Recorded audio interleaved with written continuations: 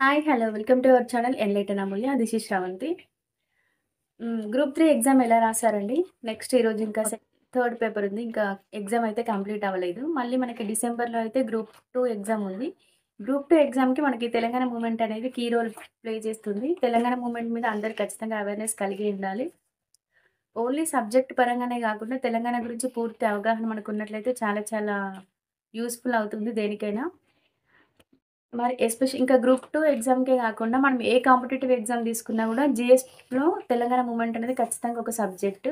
So, నేనేం చేద్దాం అనుకుంటున్నానంటే group 2 వాళ్ళకి యూజ్ అయ్యేలాగా అలాగే ఇంకా సోషల్ వాళ్ళకి నెక్స్ట్ ఏ కాంపిటీటివ్ ఎగ్జామ్ రాసినా ప్లస్ 4 ఎగ్జామ్స్ రాసినా ఫస్ట్ పేపర్ అనేది జనరల్ స్టడీస్ సాధారణంగా పెట్టడం జరుగుతుంది. ఫస్ట్ పేపర్ జీఎస్ పెట్టి సెకండ్ సబ్జెక్ట్ రిలవెంట్ పేపర్ అయితే ఉంటుంది. సో, ఏ పేపర్ తీసుకున్నా ఓవరాల్‌గా తెలంగాణ మూవ్‌మెంట్ నుండి బిట్స్ లేనిదైతే ఎగ్జామ్ జరగదు.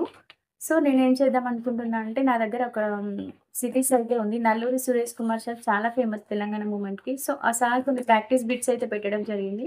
అంటే ఆ బుక్ మొత్తం రీడ్ చేసిన తర్వాత ఫిల్ ఇన్ ద బ్లాంక్స్ లాగా ఉంటాయి. మల్టిపుల్ చాయిస్ ఉండవు.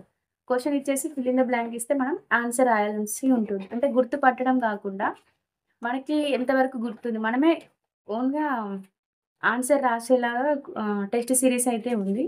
సో, అందులో ఇప్పుడు ఇంత తక్కువ టైంలో మనం ఆ బుక్ అంతా చదివి ఆహ్, fill in the blanks fill చేసే కన్నా నేనేం చేద్దాం అనుకుంటానంటే సెక్షన్ వైస్‌లో ఒక్కొక్క సెక్షన్‌లో 3 సెక్షన్స్ ఉన్నాయి గదా! సెక్షన్ వైస్‌గా నియర్లీ 1000 క్వెషన్స్ ఉన్నాయి.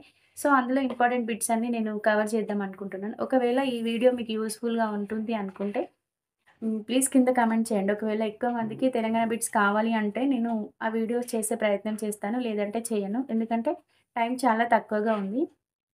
కూడా మీరు మొత్తం ముందు పెట్టుకొని వినాల్సిన అవసరం లేదు. హౌస్ వైఫ్స్ గానీ, ఏదైనా వర్క్ చేసేవాళ్ళు గానీ జర్నీలో ఉన్నప్పుడు జస్ట్ నేను క్వెషన్ టు ఆన్సర్ ఎక్స్‌ప్లెయిన్ చేస్తాను గాబట్టి, జస్ట్ హెడ్‌సెట్ యూజ్ చేసి మనం వింటే సరిపోతుంది. మనకన్నీ ఇంతకుముందు చదివిన విషయాలన్నీ గుర్తుకొచ్చే ఛాన్సెస్ ఉంటాయి. ఎందుకంటే మీకొక సబ్జెక్ట్ తొందరగా రివైజ్ చేసుకునే ఛాన్స్ ఉంటుందని నేను ఇలా ఆలోచించాను. ఒకవేళ మీకిది నిజంగానే యూజ్‌ఫుల్ అనిపిస్తే, యెస్ మేడం బిట్స్ చేయండి అని కామెంట్ చేయండి. ఒకవేళ ఎక్కువ కామెంట్స్ వస్తే కంటిన్యూ చేస్తాను. లేదంటే ఎవరిది వాళ్ళు చదువుకోండి.